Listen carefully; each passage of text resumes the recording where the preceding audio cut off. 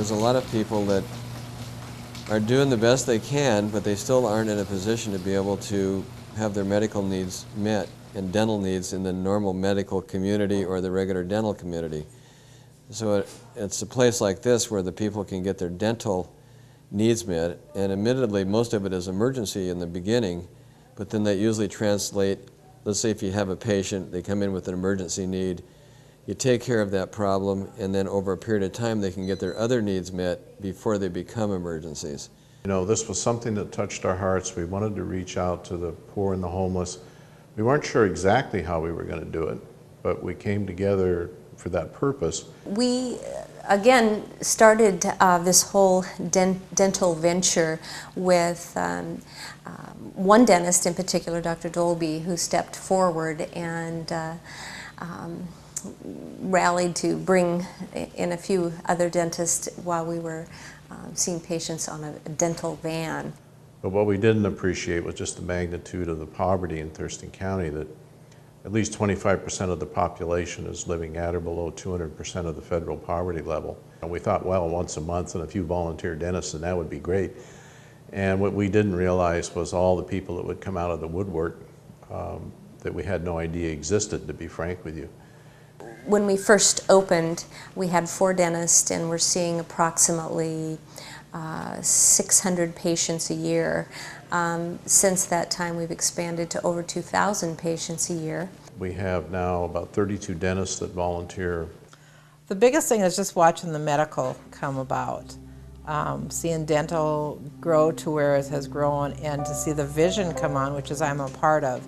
And Dr. Koenig had a vision for that as well, and so he recruited optometrists and helped get donated equipment, and then the vision clinic came online in March of 2008.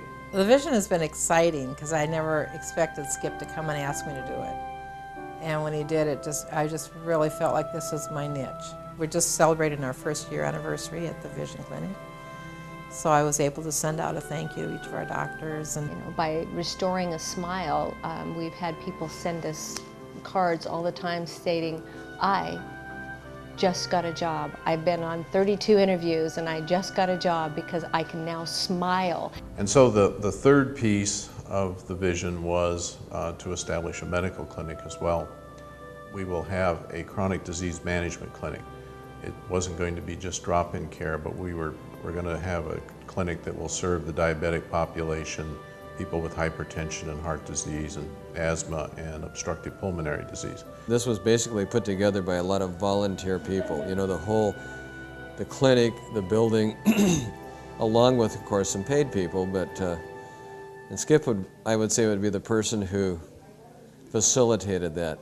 Well, everyone always talks about Skip's great administrative skills, which we are very blessed to have, but it is incredible to me, and I've watched Skip in the over 12 years or 11 years that I've been here do just about every job in this mission, and including washing dishes in his rubber boots one Thanksgiving.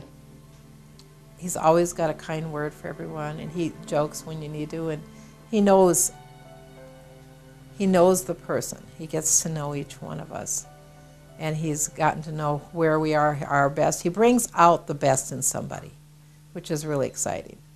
Because I think for me, that's what he did for me. He brought out something in me that I didn't even know was there.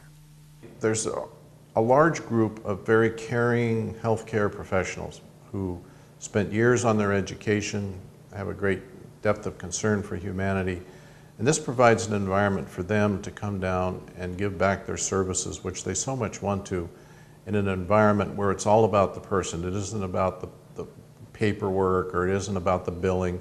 It's really about taking care of people. Most of us, I think, like to do things that benefit other people, because in the process of helping someone, we get thanks back. I mean, it's probably I get more back than I give.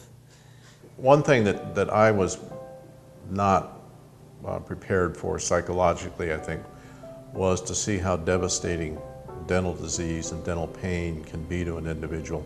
I actually experienced it myself about a year ago, and so I have a much greater empathy for those that come through our doors.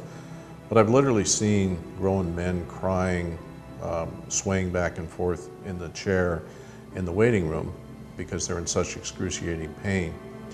And so when you can take somebody like that and deliver them from that pain, there's just no way to explain how rewarding that is. I enjoy the heck out of it. You know, I really do.